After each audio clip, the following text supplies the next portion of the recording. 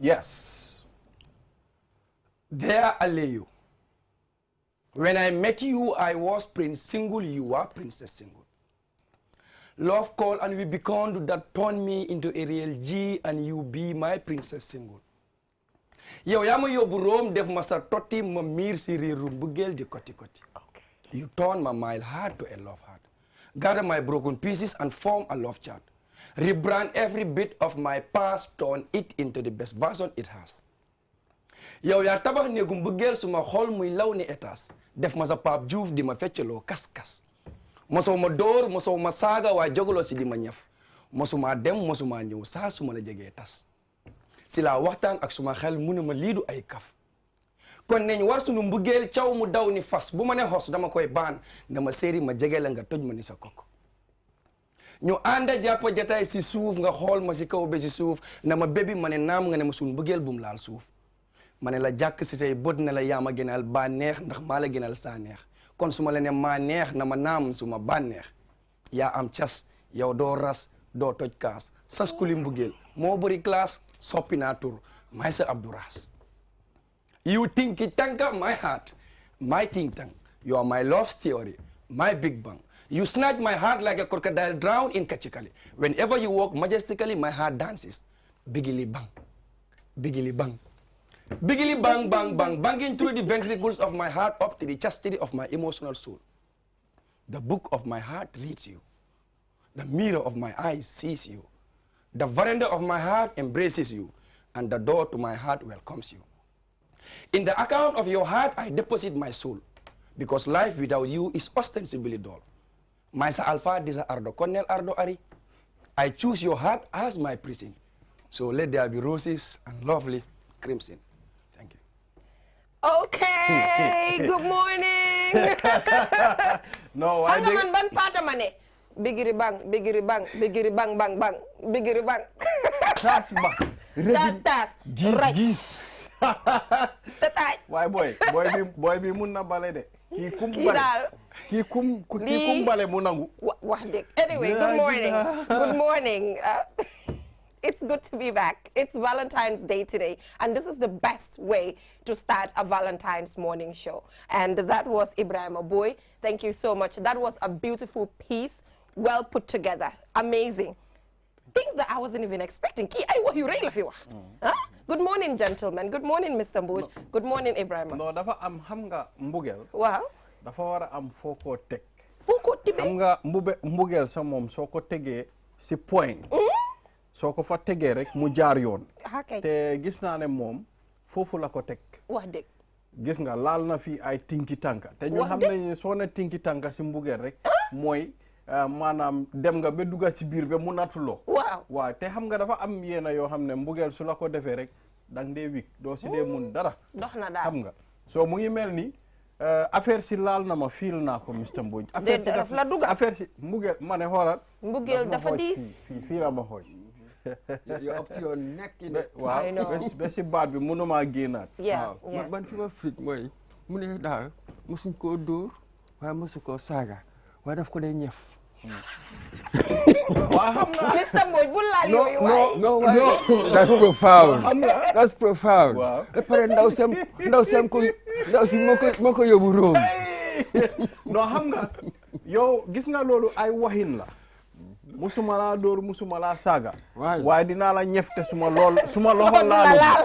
xam nga loolu suñ la ko waxee rek xamal ne affaire si hóot na waaye nag jëy xam naa ne dañoo dugga si affaire si rek. waaw dañoo dugga si affaire si but Ibrahima I think people should watch out for him. He's the next big thing. I see that. Man, point you fi jaar yëpp man mooma gënal.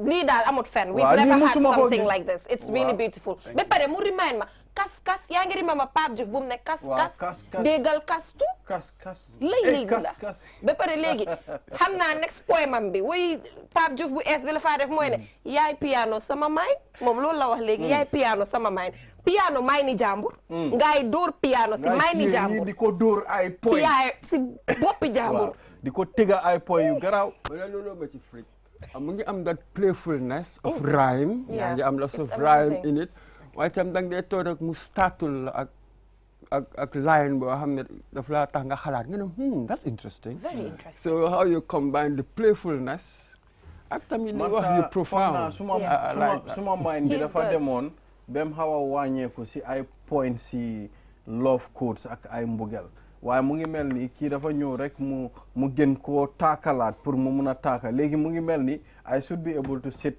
ba pare ma put some words together waaw ku ma koo jam nag bu ma ko laaj.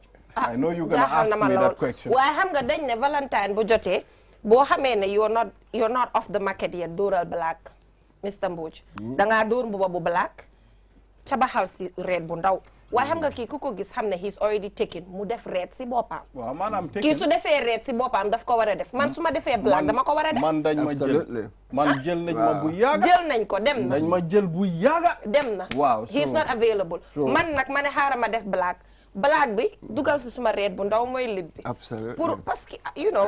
waaye it's not like dama accept applications anyway baalal leen ma ay senante application moom bu leen ko def waaye daal damaa wane rek ne black bi lii a tax ñu koo sol red bi tamit lii. so we're just gonna go into the newspapers a little bit ñu xool lan la réew mi di wax su ko defee ñu delluwaat si Valentine's Day tey nag affaire yi mbugeel la. waaw ba pare tey moom affaire lu réew mi wax ak lu réew mi waxut yëpp tey bugguma stress suma boppa. waaw dañoo seet yu sodul tey dama bugg a kontaan. waaw nañ seet lu em rek loo. ndaxte réew mi soo ko toppee lu mu yaaga sa xol na xari. waaye fi mu nekk nii nañ dem for a short break ñu dem seeti Opticalia mi nga xam ne ñooñu yaaga gunge si programme bi. Opticalia and you know we've been talking about this. It's 2023 and things have changed. This morning has improved. Ensure to talk to our marketing team. We can do product placement for you. This program is repeated 12 a.m. plays at this time, stream live on Facebook as well as on YouTube. What more can you ask for? Opticalia came, they had to renew their contract because they love our partnership. Let's go take a look at that and we'll be right back. Opticalia is a leading European brand which is now in the Gambia. Are you looking for glasses? Then you have come to the right place. As a first step, we will perform an eye exam to ensure we prescribe the correct lenses for you. After that, you can select a frame of your choice. We have a variety of brands in stock, and you will definitely find yours. You can have the full package of frame plus lenses starting from $990 up to more for the most fashionable options. Once you find a frame you like, your lenses will immediately be edged by our lab technician. Within 30 minutes, you will be able to leave with your prescription glasses and a huge smile on your face. How amazing is that? Visit us at the Tropic Shopping Center near Senegambia from 9 a.m. to 11 p.m. every day of the week or call us on 503-4411 or 7767-123.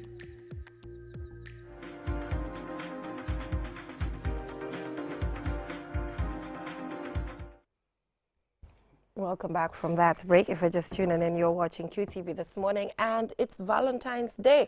And by looking at us today, you know that we are celebrating very high year. Mr. Mbodj, dafa do pink. Dafa dugal pink. Someone is saying Bigili Bang from Angleterre. Bigili Bang Bang Bang. Man part bobu hola mu ngi bang suma bopa bi right now ba legi hola I can't get over that part. Okay. Bigili Bang.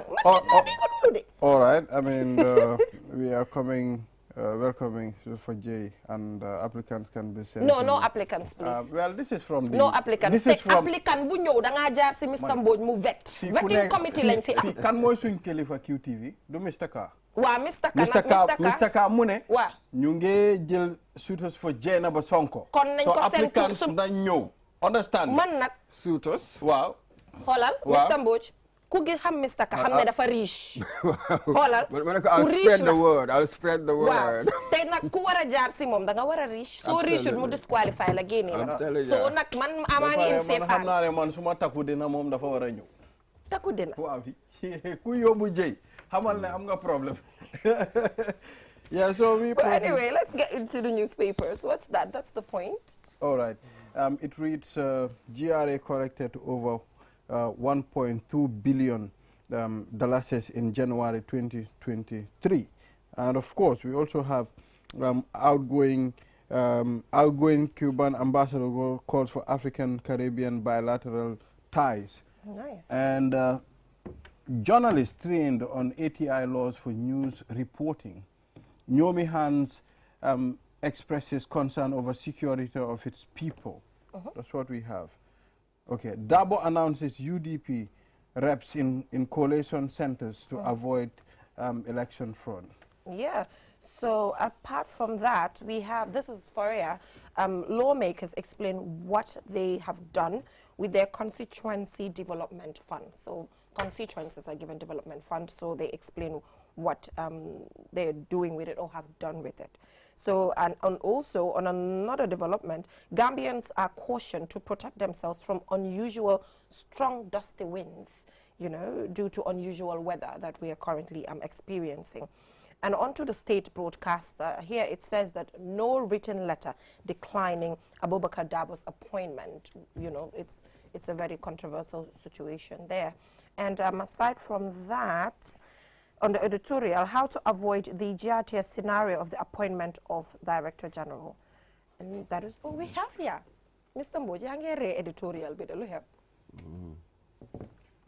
No, it's just the way it said it, how to avoid what's going on at the RTS right now.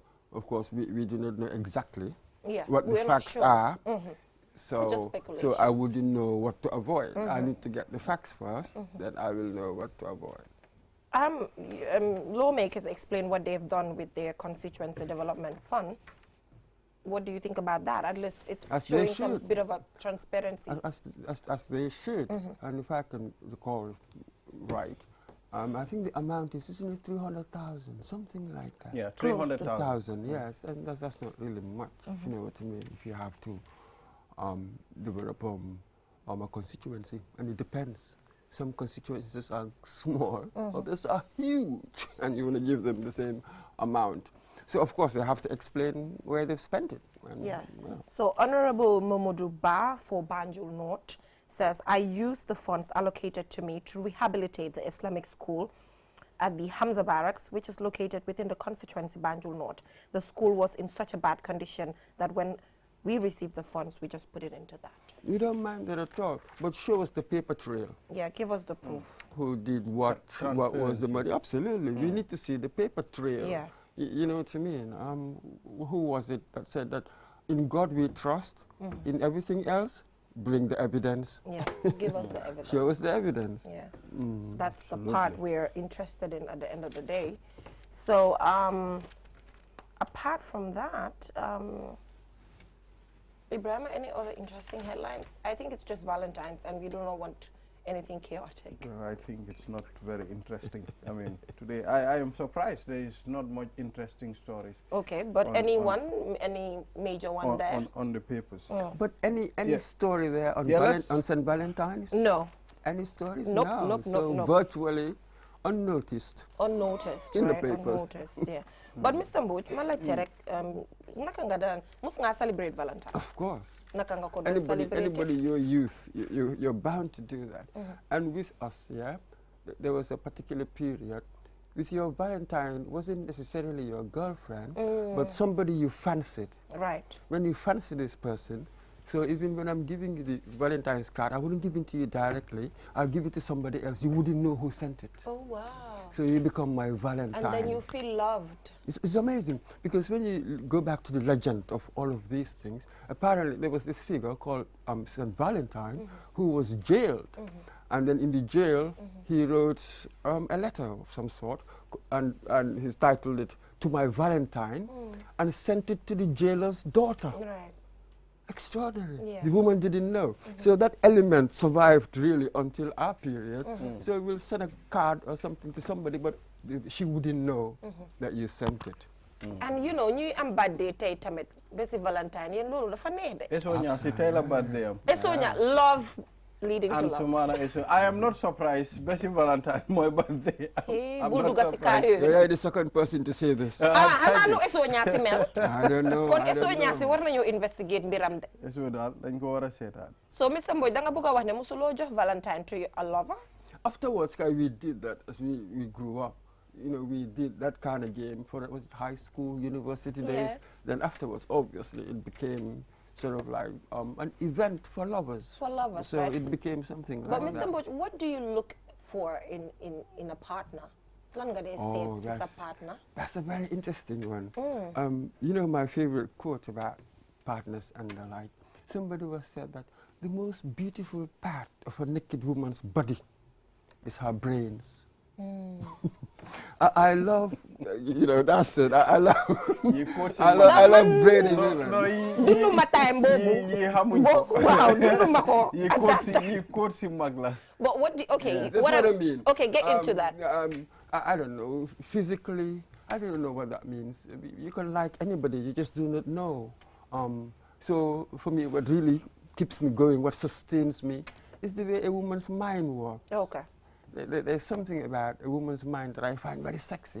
I mean, oh wow. Absolutely. That's hard. Oh wow. So Ibrahim, what do you look at? Mr. Mboj, do they hold physique? Obviously it matters, but sort of like just as an introduction. Okay. You know what I mean? It's not the end point. It's not the deciding factor, Okay. as it were. Something deeper in the human being must be the deciding factor. Okay. That's just an entree. All right, no problem. Yo lan nga de set si partner yow. Am nga jabar? Dama de set character, number one. Bepare dama de set sa look. I mean, I love beautiful things. I thank you, Korka. I love that. You know. Ku nekk dafa am loo buga loo nama si sa partner. Understand nga? So man bu ma doon taka jabar sax dama seet ma seetaat. Okay, all right. ñu bëri ñëw nañ suma yoon waaye dama seet ma seetaat ba ma gis li nga xam ne loolu moo ma doy attract ma si suma partner. You know, and no need to mention those things. Why? You know. Apart from that, xam nga force looy character bi moo gën a baax whether seet nga character am ndax da ngaa mun a ànd ak borom or doo mun a ànd ak borom xam nga attitude at the end of the time important. Beauty have taken many people to their husband's house. Why? Attitude bi ak character bi is busy sending them out. Understand nga? You know, so loolu yëpp it's important pour ñu bàyyi ko xel. Why? Looks is very important. Man, I like it chubby, man. Okay, you like it chubby. I love it chubby, man. Whatever the case. Anyway, man, I'm not married yet. That's why I even wore black, because I'm not married yet. But, man, Tamit, obviously, I'm, you know, looking forward to things in an individual. But I think I will go with Mr. Mboj, because I'm an individual who loves to have conversations. And I'm a person who is very concerned about what the person is going to bring on the table. Not the money, but what we can do together, because I love to do things. I want to explore things. I have big goals, big dreams, and it only takes an individual with the right mind to be able to support my goals and dreams for us to realize it together. So, man, fine. Physically, well, I don't know. One thing I don't like. Man, one thing about me is when you're on television, whether I'm on air, off air, Namadewa luma feel. Yeah, luma feel like what am I? And I am pretty sure. I am pretty sure you people are just trying to hide something. Mr. Mboj, why Hamna always I'm not alone in their hall. Let's be realistic here. Duma bala malan. The money. First part bilawa memarek. The money I'm looking forward to. Ko hamne. Mine yow sa wax nga lolu ne individual bi xelam bi dafa wara nek fofu nonu jikom pour ngeen mëna compatible ngeen mëna dem. Hanga len la balé di def. Yangi put in a solid, strong dividing line between mind and soul, body and mind, yeah? Why? Yep, dafa under the very reason why, sir, so neke go and approach somebody, there is obviously an attraction. Physical, sir. That is physical. Well, in your way, lolu waruta nek ultimately the deciding factor. Imagine a man you buga say. So dangane just the physical moy determine that the man say key. Then you are in trouble, my friend, because physical, do they say?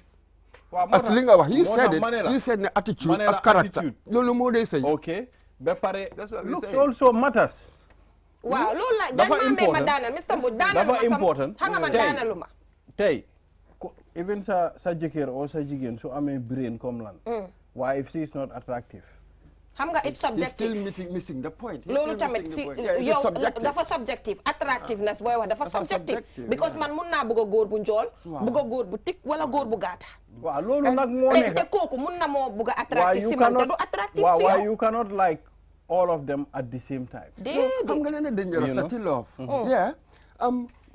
Moo tax kii bam ne xaw ma ba mu demee Rome ma ne man yow moom mu ngaa delluwaat ci ñoom Cupid Saint Valentine's they go back to Rome I mean this guy knows a lot mun ngaa decide ne ok fine dama bëgg lu njool mu ngi ponkal mu ngi lii but ba won ma dan nga mit koo xam ne njoolut li nga xalaat yëpp nekk ko yet yaa ngi ko bëgga am na kay. So you never decided. It's very curious. Wow. The icon, the god of love, with wings, Cupid, bow and arrow. This mischievous, childlike person. Wow, figure, that one. mu ngi dem round the door rek. Wow. So su la dooree di hit la rek ci nga dee dégg bingi langalang. That's it. That's really what the bingi langalang what is. Bingini bang bang bang. Bingini bang bang bang. Yes. So it's Cupid's arrow. That's Cupid's arrow. Wow.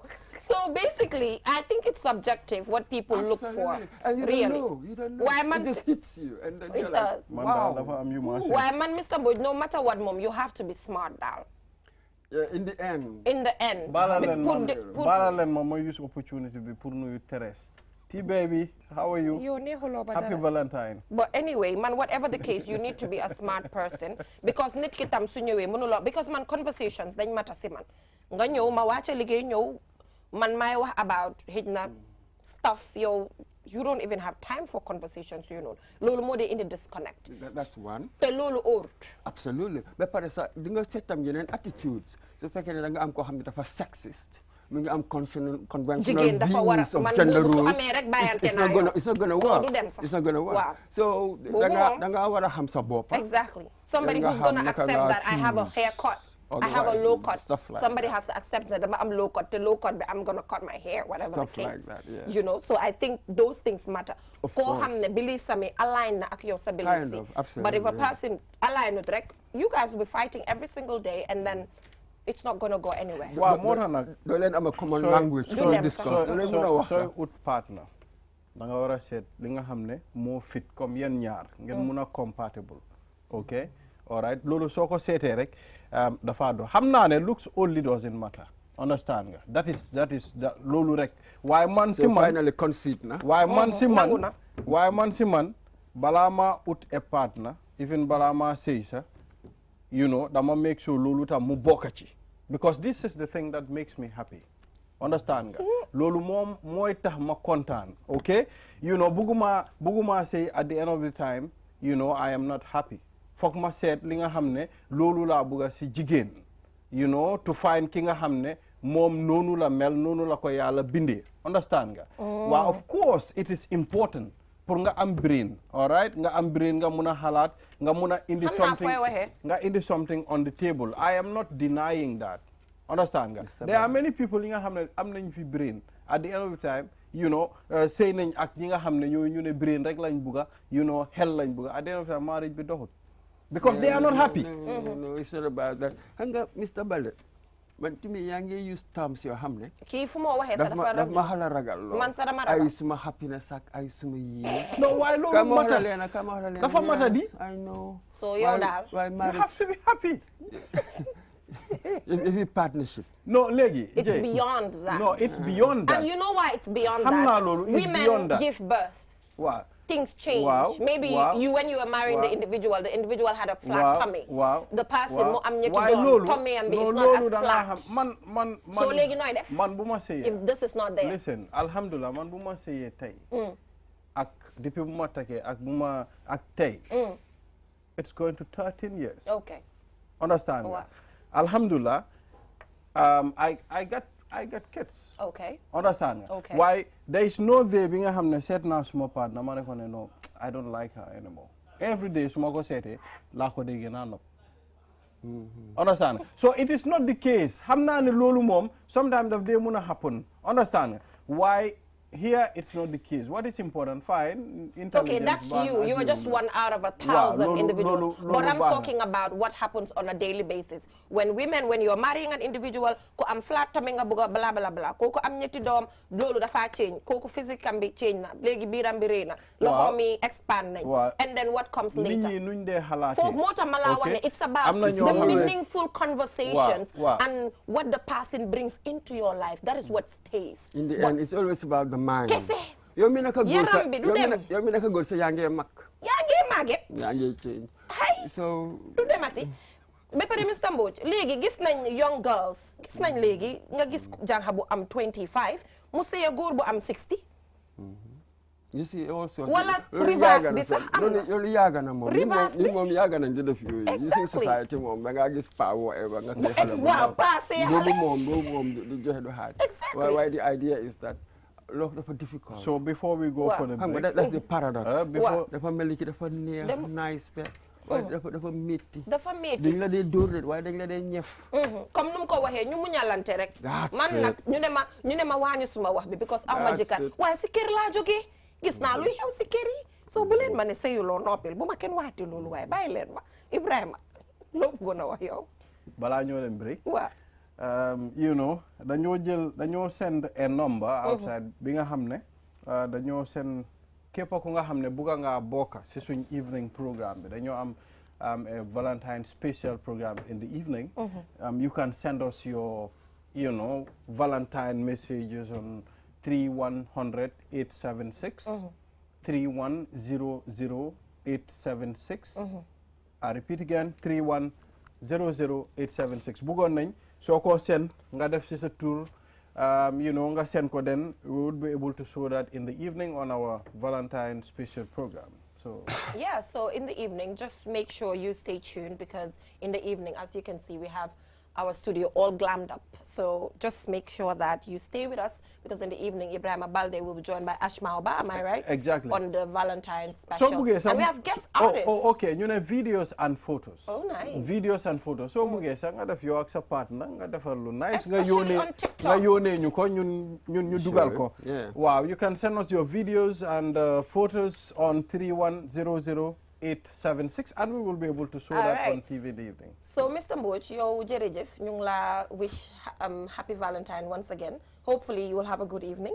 Absolutely. Absolutely. Mr Mbodj, tey dañ la defaral camera for them ñu xam for them. Good evening, sir. Have a good evening. But we are going back to the amazing Ibrahima Boy. Moom wax na fi lu ne.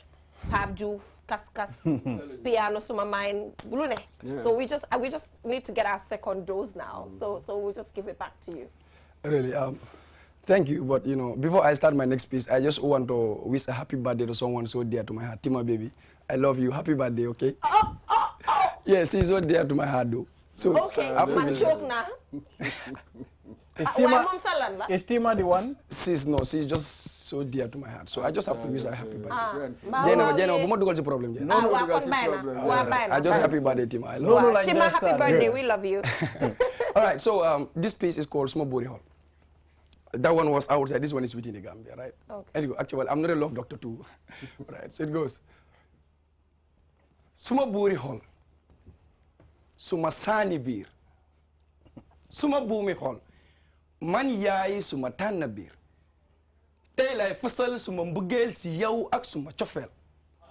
Am nga yar boole ci taar kon kaar ndax cat dafa gaaw te fii su du dee lu fi ñëw duma daw. You crucify me with love, multiply me with joy, amplify me with patience, dignify me with attention, justify to me that love exists, fancify me with the zeal to chill. You are such a powerful pill that rests me to sleep in peace. Boole nga ma ak sa mère xamante naa ak sa père suma xol mooy sa gaal pour la neex ngay teer doo fi dégg xuloo wala guerre ndax sama xol li si bax yow yaa koy ngeer kon solal sa yére maam ndax tey maa lay teeru oo naa Seex Faal mu ñëw ñu sabar kon oyal ma say xarit ñu teew ma wan leen ne suma xol ak suma xel yow yaa ci fees man ak yow Saalum be Siin duma sax daw ndax suma xol li si bax yow yaa koy ngeer kon solo sa yére maam ndax tey maa lay teeru oo naa Seex Faal mu ñëw ñu sabar kon oyal ma say xarit ñu teew ma wan leen ne suma xol ak suma xel yow yaa ci fees man ak yow Saalum be Siin duma sax giñ ndax suma xol ndax lu may wax suma xol laa ko tibbee te sa xol laa ko jëmee kon taxawal jàpp sa ndig boole si dooj ak tuuti boos ndax suma ay maam rek nga fi nduru maam yi gën a taaru si tarix sa jikkoo Kumba Ndoofeen moo tax kenn du la dégg nga fen yaa baax yaa am yërmande bugga suma famille depuis ñu tàmbali dëkk di ma muñal lu nooni lal nga laali yaa ñëw ni jaasi aka mun a maye yaa taali kon sama jigéen jege ma tey laa lay feccal ba nga ne aka saa du sax mbalax waaye salsa kon tàccul ma col ba fu bëggee ma yem ca. Thank you. Oh my God! I I love that. So just quickly before you leave, when did you start poetry? I started writing poetry some time back, but I started spoken word in 2021. April of 2020. April of 2020 is when I actually started, doing this. But along this line, I was able to do a lot. Even, the last time, I'm the very one that you have on YouTube. I was launching my album at Jam Hall, the Battle Exchange. Right. Yeah, I'm the very one. So, how has the journey been? Should I say bittersweet? Okay. There are challenges. If you look at poetry in the Gambia, the arena is not that lucrative so far. People are not supporting it that much as expected. Yeah, but we are growing bit by bit. There are a lot of challenges, but we are pushing harder to make sure we get to where we want to be. Yeah, I think you're doing really well. And judging by the crowd at Jama Hall on that day, it was good, which means people are responding. So what's the next big thing for you? The next big thing is. There are a lot of things. I don't want to stop at having an album launch once. Okay. Probably every year I'll want to do, every 2 years. So the work is in progress, and there are big surprises that are coming out soon. We are going to communicate to people. We need to have our school tours where we meet students also and sensitize them on certain issues. Because remember, today is just Valentine, but that is not what I talked about basically. I talked about all the thematic areas that also affect society, because that's our stand as poets, to serve as a voice to the voiceless.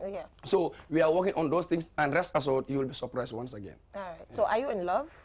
There's no human being on the face of this earth who is not in love. Why are you taken? Yes. So coffee, what on the mom take you? I'm fit for join you tour. They did. No, I'm fit like, and more serious. No. I don't want to fall in the trap. But what I know is I'm taken, and I'm so happy in what I am. Huh? What I know is I am taken, and I'm so happy into what I am. You are. So what does love? What is love? Your land my love, see you. Actually, I am not that. That well grounded when it comes to teaching and explaining love, but I know the definition of love is subjective. What I see as love, you may not see it as love. So my definition of love is just let there be caring, let there be, let there be understanding, let there be peace. Of course, these are the key things that you need in order to stay in anywhere you go, being it wife or so. All right, but thank you so much for joining us. We are so happy about your presentation and wishing you all the best. Thank you so much, Jay. All right, so that is Ibrahim Boy. He's doing so well, extremely well. Yeah, Ibrahim. I think that's beautiful. So up next, we're joined by, I know, an individual who people might not expect is here today in this capacity, but I'm happy. It shows diversity that, sometimes you just have to relax and get away from every other thing and have the normal conversations. So we are joined by Almami Funding Tal. Thank you so much for joining us, sir. Thank you very much for having me. And I love the outfit. Looks good. Well, I try all the time. Did you pick that up That's yourself? black and red. I do. My wife is very stylish. Okay. But we are very, at least I claim that we are all very stylish if you take the time. Okay. But yes, my wife is out of town, so it's not a very happy Valentine's for me. Oh, wow. Well, anyway, you will do a post-Valentine get-together or something? I'm sure of that. All right. So what's your take on the whole Valentine? Well, I think any occasion we have to celebrate love, to celebrate togetherness and joy, I think we should take it. I mean, that's my idea of it. I don't go into the origins or the complications that my brother and friend Mr. Mbuch was trying to talk about Cupid and all of those things. We grew up together. We were in high school together. Nice. And I think when you are in high school, yes, there is the fever, and there is that moment of rapture and huge impressions. You have crushes and all of those things. Yeah. I mean, it's part of the human story. But, life is so short. So, we should find as many occasions as possible to celebrate each other, to celebrate love, to celebrate hope, because that is what Valentine's Day is about. It's about finding love, and love that endures. So we were just debating on what people look into put ñu tànn seen spouse or partners or whatever. So you have a wife. So what did you look towards, when you were choosing lan nga seet ne lii ak lii de moom doy na ma ba nga xam ne kii foog mu ñëw nekk suma jabar. No, affaire gi nag demeewut noonu. It actually happens to you. Love happens to you, and you just pray that you are lucky in love. Because li dee xew mooy, it's part of the human mystery. You don't know when you came into this world, and probably you will not know when you are leaving this world. So in between, things happen to you. You react to them because when it is very hot, you try to get into the shade. So love, for me, I have been very lucky in love, and I'm very happy when I found my wife more than 20 years ago. And it is what my wife has a small thing in our house. Said that love is the greatest adventure. Adventure in the sense that every day surprises you, and obviously you yourself become like a reflection of your love. What you are, essentially, you are looking for a soulmate or a counterpoint in somebody else. So, man foguma ne dal is anything specific. Well, and conditions or things like that. Of course, you must be able to have a conversation. You must have a basis in friendship. It's like a truth, a truth that some days is like a flower, some days is like the brilliant sun. But it's something that happens to you, and I really think it's very mysterious. That has been my experience, and I've been around for a while. I've been in and out of relationships, and then you find that you found a soulmate. Nga xam koo xam ne di nga ko mën a gis every day. doo tàyyi di ko gis. di nga ko mën a dégg every day when she is happy, when she is unhappy, and you still constantly focus on the togetherness. And ultimately daal koo xam ne daf la dee bégloo, daf la kontaanloo, dafa tax yu bari nga bugg a koo def nga mun a góorgóorlu mun a ñeme àddina ba pare, because there are so many issues outside, like di nga wax ne because now almost everybody man ku ma gis rek thinks only about politics. Wow. That's the only thing they think it's about. It's beyond that. No, I mean, so it's only love. More la muna dimbale rek pour nga, muna get from one day to the other without being in a pigeonhole. So True. It's something without conditions, without requirements or qualifications. Some like it hot, some like it warm, some like it tall, some like it dark. Yeah. So affaire bi moom daal, yow waaw taana si bu la neex la wala waaw lu ko neex mu taana la. So it's like that. Exactly. So mune 20 years now. I mean, how do you manage? Like, how did you, manage to stay for 20 years? Lan mota ngeen muna nekk ba this time, because xam nga tey many relations do they yaga nga diga ñu ne dama sona, I cannot be in this relation anymore. Yeah. Loolu laa wax rek initially you have to be lucky, because affaire bi loolu la du sa mun wala du sa taar wala du sa xam-xam wala du sa am-am. Man suma jabar moom dama ko sante yàlla ak suma goro, because she's from a very distinguished family. She is very brilliant, seriously, more brilliant than me, which is not saying much, really. But she's extremely beautiful. I think one of the most beautiful women in the Gambia. Your wife? My wife, yes. Yeah, Period. So really, and she's extremely qualified. She's an engineer. Wow, nice. So what they call this triple threat, I mean, lolu yàlla rek moo ko mën a def. So ñu sante ko yàlla, you know why we are together after all these years. There is a mystery to it. Why dafa nekk nit ku baax moom ci boppam. Ba pare daf ma yërëm, daf ma dee taxaw, when my mom was alive, she was just the perfect daughter-in-law, you know. So I think like Lima wax rek la, you know, it's very difficult to pinpoint it beyond li Yàlla naw ci yow, because these gifts, you know, du fekkee ne li nga mun la wala, you know, naka nga mel la. There is that element boo xam ne daal is indefinable. Man munuma waaw because at some point da ngaa gis ki nga xam ne dafa baax dafa yaru, xam nga am na all the qualities, waaye mu seya góor bi nga xam ne tam góor bi dafa baax, ñoom yëpp they are good people, waaye ba léegi mënuñoo dem. you know, daf dee mun a am. waaw life moo mel noonu nag. xam nga, you know, you cannot explain every relationship. you know, loolu tax nga war a ñaan yàlla rek. yàlla aar la, yàlla musal la ci yenn yi ba pare cat dafa am. yooyu yëpp they are things yoo xam ne in a long relationship, in a long life, dañoo dellu rek di ñaan yàlla, you know, because I think we are people of faith. We believe this universe was designed, was created, and you were created for a purpose.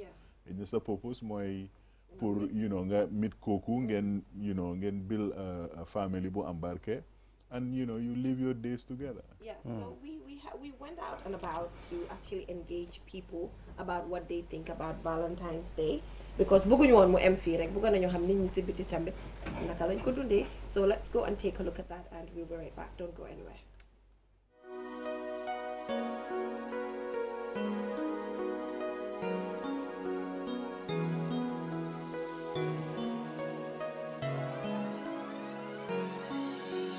If you only have one smile in you, give it to the people you love. Being deeply loved by someone gives you strength, while loving someone gives you courage. What is Valentine? Who celebrates Valentine? Is it all about couple? Or is it just about love?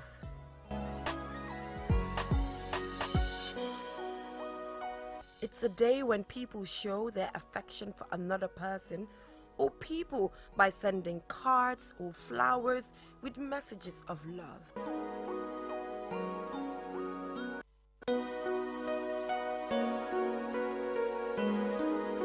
Valentine is just a special day, you know, that you share, you know, memorable times with your loved ones, you know, people that are close to you, and the people that you always gonna love and cherish forever.